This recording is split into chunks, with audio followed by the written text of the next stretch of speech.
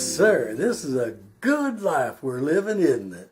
Can you reading the paper and watching the news, and do you ever realize how fortunate we are to be where we are? I don't matter where you are. Now I know we have a lot of people that view us out of some foreign countries, and they say, "What do you mean where we are?" Well, that's exactly what I mean. I don't mean the country. I don't mean the city or even the house. I mean where you are. You're studying and living spiritually. You're in a spiritual place. You've got it, not just religious. You got that feeling of love that emanates out of you, that just does borders and colors everything you do. And that's what this whole world's about, is spiritual growth. And that's how you grow spiritually, is put love in action. Put it in action in everything you do. And that's what we try to teach you to do. That's what we try to inspire you to do. That's what you really want to do, because that's the way you were created. You were created to share, to give, to love, to hold on to the highest ideals and the greatest aspirations. And that isn't wrong. That's right. That's good. That's the way it's supposed to be.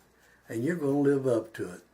Well, you know, I get a lot of people that'll talk to me about this religion, and last week I said you can't change anybody's mind until they're ready to be changed, until they realize that maybe what they've been learning and what they've been doing isn't really true. If it doesn't make sense, it couldn't be true. You know, God loves you way too much to punish you. He lets that job be done by you. Do you ever think about that? You punish yourself, you sure do.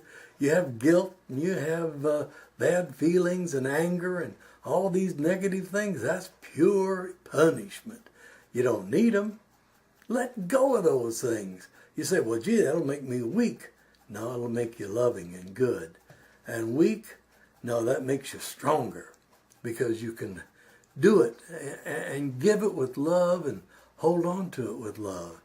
Even Jesus, remember, he's up on the cross there. He got the two thieves beside him, and one mocks him and just doesn't let up. And the other one, he says, forgive him.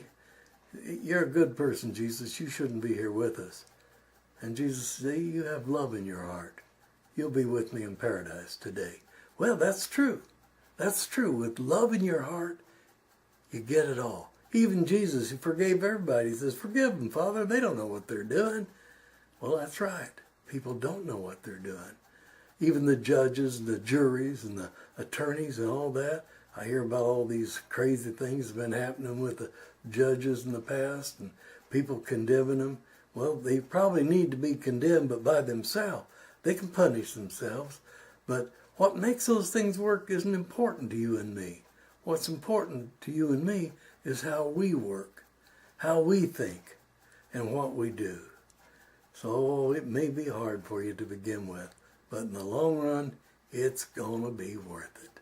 Believe me, it's going to be worth it. God bless you all. I'll talk to you next week.